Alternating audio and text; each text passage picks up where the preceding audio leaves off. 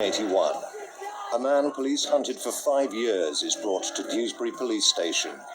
Peter Sutcliffe won't kill again, but his reign of terror lives on. You could be him, anybody could have been him, so you have to be wary of all men. There's 23 children from the 13 victims, and I'm one of those children. I know it's affected me all my life.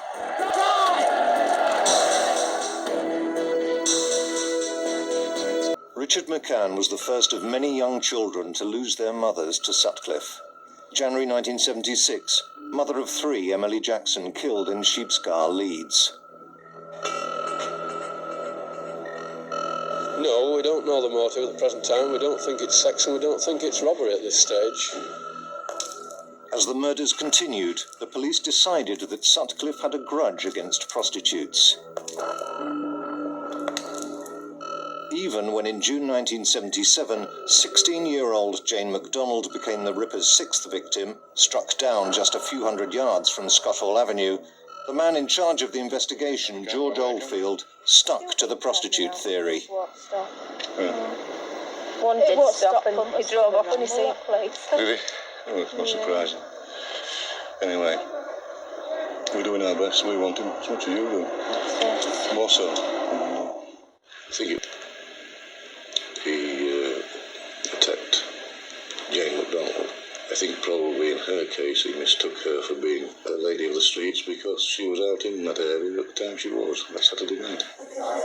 The last lady got attacked with your parents when she was in the park from where I live. Yeah, well, everybody thinks, well, she might be next, and I thought it would her that, got last time and everything.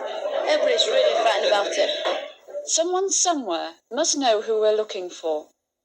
The next victim could be your wife, your daughter, your sister, or your niece. The tally of murders continued to rise. Bradford, Huddersfield, Halifax all became hunting grounds for Sutcliffe. Pressure on the police's failure to catch the Ripper grew. They began to cover up the facts. Detective Superintendent John Stainthorpe investigated an attempted murder in Ilkley. That clearly was a Ripper attempt, right from the word go. A ball-peen hammer had been used, and I was told to take charge of the investigation. And when I attended the first press conference, and I was told not to put it down as a Ripper attempt, and I was bound to obey. I did this, of course. I can understand the logic behind the request. They wanted to keep the pressure down, but in doing so, I was conducting an investigation, really with one hand tied behind my back. But the police couldn't keep hiding Ripper cases from the public.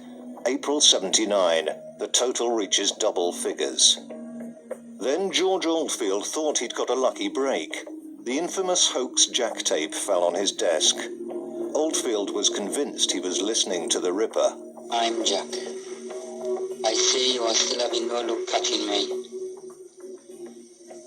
I have the greatest respect for you, George, but Lord, the only time you came near catching me was a few months back in Chapeltown. I